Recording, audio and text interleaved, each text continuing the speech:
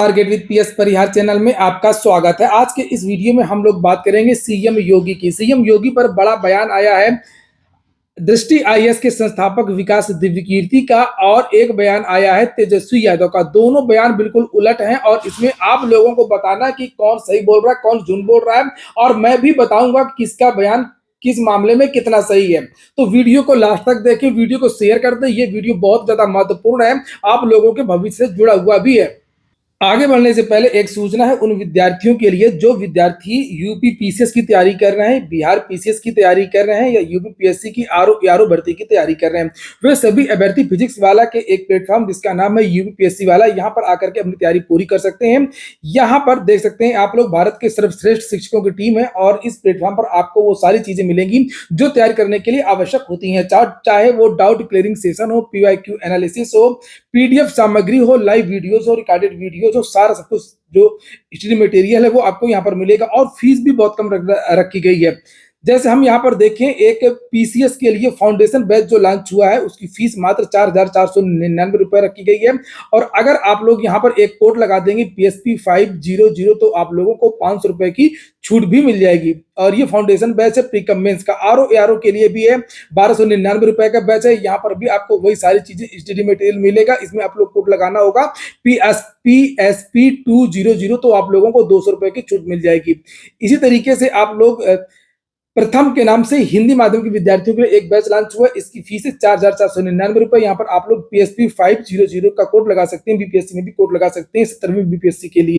Physics वाला platform यानी UPSC वाला जो प्लेटफॉर्म अपनी बेहतरीन पढ़ाई के लिए और रिकॉर्ड सिलेक्शन के लिए जाना जाता है। और ये सारा जो स्टडी मटेरियल वो आप लोगों को फिजिक्स वाला यानी यूपीएससी वाला के एप्लीकेशन पर मिलेंगी। और एप्लीकेशन की जो लिंक्स वगैरह है वो मैंने डिस्क्रिप्शन बॉक्स और कमेंट बॉक्स पर उपलब्ध करा दी है। जल्दी जाकर के आप लोग इस ऑफर का लाभ ले सकते हैं। चलिए अब शुरू करते हैं और बात करते हैं। हम लोग सबसे पहले बात करते हैं जो दृष्टि आईएएस के संस्थापक है विकास दिव्यकीर्ति। जितने भी प्रतियोगी छात्र हैं भारत के, जो नहीं भी हैं वो भी आजकल इनको जानते हैं। जानते कैसे हैं? रील्स के माध्यम से, सोशल मीडिया के माध्यम से। जिनका पढ़ाई लिखाई से कोई लेना देना नहीं है वो लोग भी इनकी रील्स देखते हैं। बहुत बड़ी संस्था है भारत की और बहुत सारे विद्यार्थी इनकी संस्था में पढ़ते हैं। मामला यह है कि जो आदमी जिस क्षेत्र का है उससे उसी क्षेत्र की, उसी फील्ड की बातें करनी चाहिए। कभी कभी क्या होता है कि जो बड़े बड़े न्यूज चैनल हैं और बड़े बड़े लोग हैं वो एक शिक्षक राजनीतिक बातें भी करने लगते हैं। एक न्यूज चैनल के पोर्टल पर आकर के इन्होंने सीएम योगी पर, नरेंद्र मोदी पर और बहुत सारी चीजों पर अपनी राय रखी। हालांकि ये अपनी राय किसी भी चीज पर अपनी बेबाक तरीके से रखते हैं। बहुत सारे लोग पॉलिटिकल बोलते हैं, क्लियर नहीं बोलते हैं, गोलमोल जवाब देते हैं। और ये अपना, चाहे वो अंबेडकर जी की बात हो या महात्मा गांधी की बात हो या ब्राह्मणवाद की बात हो और धर्म की बात हो, किसी भी चीज की बात हो, तो उस पर ये अपनी राय रखते हैं। इसी बीच में इन्होंने एक राय रखना कोई बुरी बात नहीं है, राय रखनी भी चाहिए, लेकिन एक शिक्षक से ऐसी उम्मीद विद्यार्थियों को नहीं थी कि उनको विद्यार्थियों की समस्याओं के बारे में ही नहीं पता है। जो उनका मेन काम है, जिससे वो जुड़े हुए हैं, जैसे मैं विद्यार्थियों से जुड़ा हुआ हूं तो मुझे विद्यार्थियों की सारी समस्याओं के बारे में जानकारी, एक एक समस्या के बारे में जानकारी है। खाने पीने, रहने के लिए, तैयारी करने के लिए, भर्ती के लिए, सारी समस्या विद्यार्थियों को मुझे पता है, आप लोगों को भी पता होंगी। लेकिन एक हंसी की बात और बहुत ही दुर्भाग्यपूर्ण बात है, और इनसे ऐसी उम्मीद किसी भी छात्र को नहीं थी कि जो विकास दिव्यकीर्ति सर हैं वो ऐसा बयान देंगे। इन्होंने ये देखिए एक बयान दिया है और इन्होंने कहा कि मैं दिल से चाहता था कि योगी जी सीएम ना बने, क्योंकि मेरे मन में उनकी छवि थी कि वे मठ वाले आदमी हैं, लेकिन परफॉर्मेंस के हिसाब से देखूं तो कहूंगा कि वे शानदार मुख्यमंत्री हैं। कौन सा परफॉर्मेंस अच्छा लगा? जबकि यहां पर इनको उल्टा ये बोलना चाहिए था कि मैं दिल से चाहता था कि योगी जी सीएम बने और मेरे मन में उनकी छवि थी, वे मठ वाले आदमी हैं, लेकिन परफॉर्मेंस के हिसाब से देखूं तो वे एक बेकार मुख्यमंत्री हैं, अच्छा मुख्यमंत्री हैं। और मैं अगर अपनी बात करूं तो वाकई में मुझे ऐसा लग रहा था जब सीएम योगी बने थे कि हो सकता है, बहुत ज्यादा तो नहीं लग रहा था, मेरी भी जो उनकी छवि थी वो मठ वाली थी और मठ वाली छवि उनकी और ज्यादा मजबूत हुई है। भर्तियों को लेकर के बहुत ज्यादा मुझे पहले भी ऐसा नहीं लग रहा था कि भर्तियों के क्षेत्र में वो बहुत ज्यादा ध्यान दें। हाँ, लेकिन ये जरूर लग रहा था कि भर्तियों में भ्रष्टाचार नहीं होगा और जो भर्तियां हो रही हैं वो ईमानदार तरीके से होंगी। लेकिन दोनों चीजें गलत निकली मेरी। और वहीं पर मैं इनकी बात करूं जो इन्होंने कहा है कि परफॉर्मेंस के हिसाब से, तो वे मठ वाले आदमी हैं और परफॉर्मेंस के हिसाब से देखूं तो वो कहूंगा कि शानदार मुख्यमंत्री हैं। देखिए, विकास दिव्यकीर्ति एक टीचर है पेशे से, छात्रों से जुड़े रहते हैं। तो आप लोग ये वीडियो उन तक पहुंचा दीजिए, उनको बता दीजिए कि उनका परफॉर्मेंस उत्तर प्रदेश के छात्र ही जानते हैं कि उनका परफॉर्मेंस किस तरीके का है। वे कभी उत्तर प्रदेश के छात्रों से जुड़े, छात्रों की समस्याओं को देखें और केवल पूरे देश का, पूरे प्रदेश का जो विद्यार्थी वो केवल आईएएस ही नहीं बनना चाहता है। आईएएस में केवल 11.5 लाख आवेदन ही आते हैं, उसके अलावा भी बहुत सारी भर्तियां होती हैं। ग्रुप सी की, ग्रुप बी की, ग्रुप डी की, चपरासी की, क्लर्क की, बाबू की, मास्टर की, बहुत सारी भर्तियां होती हैं। तो मैं बताऊं आप लोगों को कि सीएम योगी किस तरीके से अब तक सबसे अकर्मण्य मुख्यमंत्री हैं छात्रों के लिए। रोजगार की अगर हम लोग बात करें, मेरे पास लिस्ट है एक, और ये जो लिस्ट है वो इनको भी देखनी चाहिए और आप लोग भी देख लें। आप लोग इस वीडियो को शेयर भी कर दें ज्यादा से ज्यादा, ताकि जो विकास दिव्यकीर्ति सर हैं, जो उनके लोग हैं, वो उनको बताएं कि जो सीएम योगी है वो वास्तव में रोजगार को लेकर के उनका परफॉर्मेंस कैसा है, छात्रों की समस्याओं को लेकर के उनका परफॉर्मेंस कैसा है, ये चीजें पता चलें और उनकी प्राथमिकता में क्या है ये चीजें। देखिए, नंबर 1 उत्तर प्रदेश की भर्तियों की बात करें, पूरी लिस्ट है मेरे पास। आज आप लोग एक एक भर्ती देखिए। टीजीटी जीव विज्ञान 2011 की भर्ती अभी तक कंप्लीट नहीं हुई है। इन विद्यार्थियों का साक्षात्कार होना, चयन बोर्ड में सदस्य सीएम योगी जी ने नहीं रखे थे।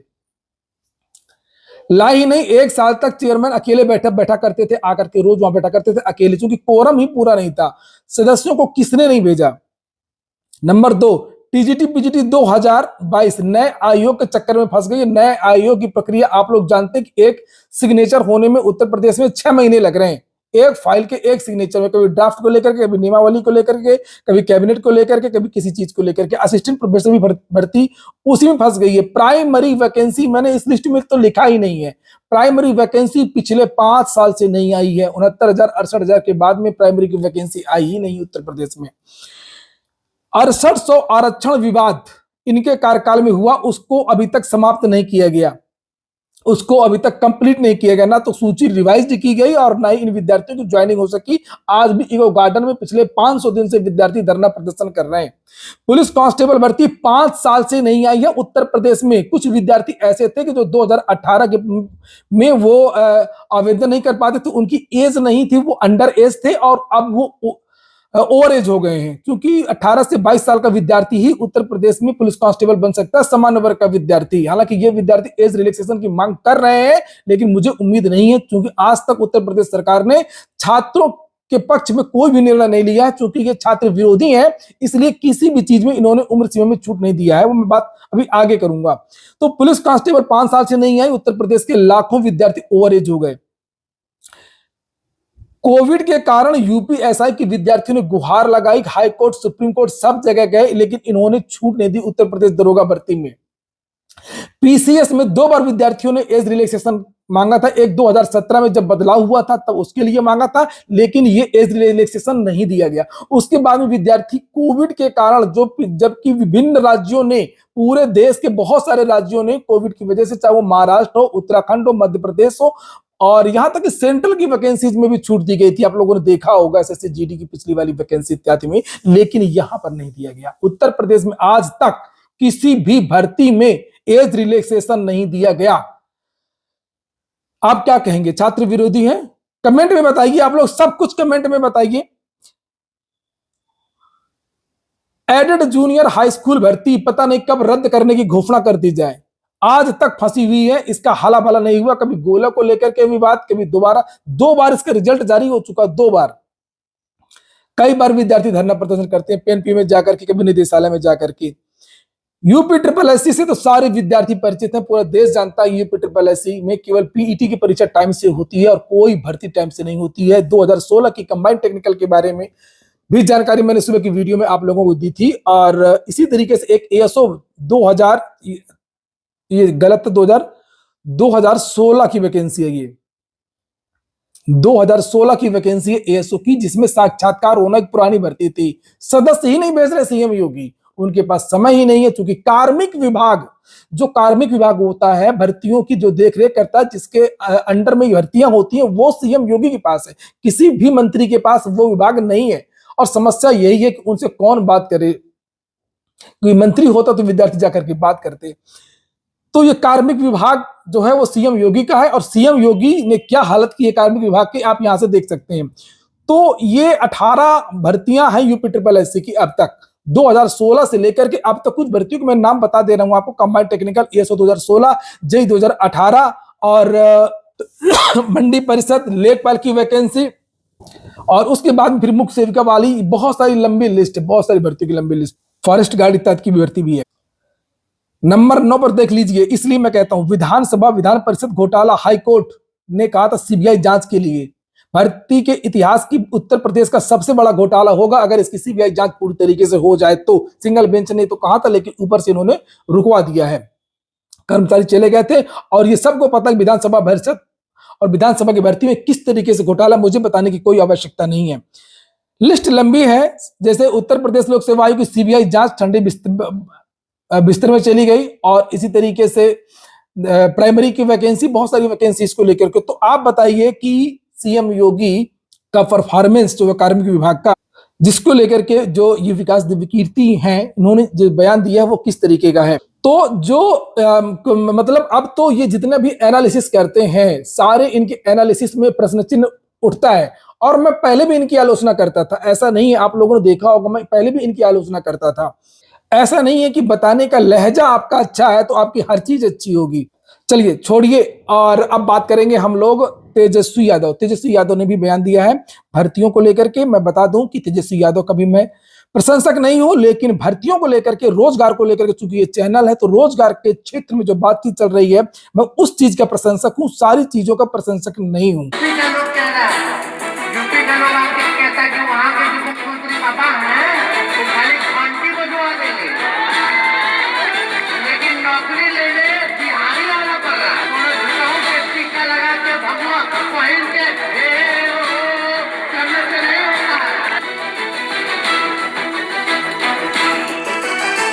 में होने वाले लोकसभा चुनाव से पहले देश की राजनीति में बढ़ती तपिश अब महसूस की जा सकती है।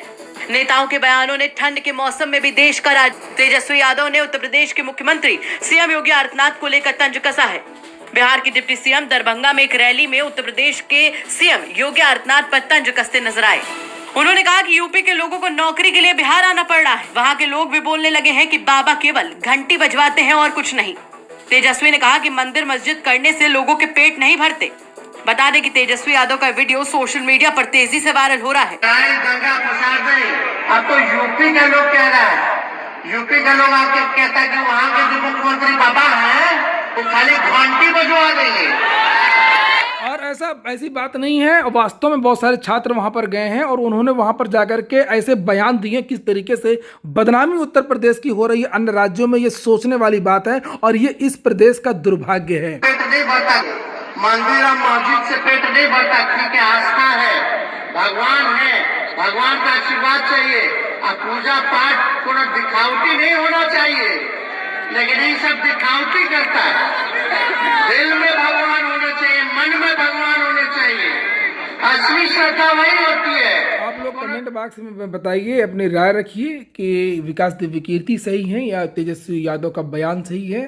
चैनल को आप लोग जरूर सब्सक्राइब कर लें ताकि आप लोगों को सही जानकारी मिल सके, विद्यार्थियों से संबंधित धरातल से जुड़ी जानकारी मिल सके। पूरा वीडियो सुनने के लिए बहुत बहुत धन्यवाद।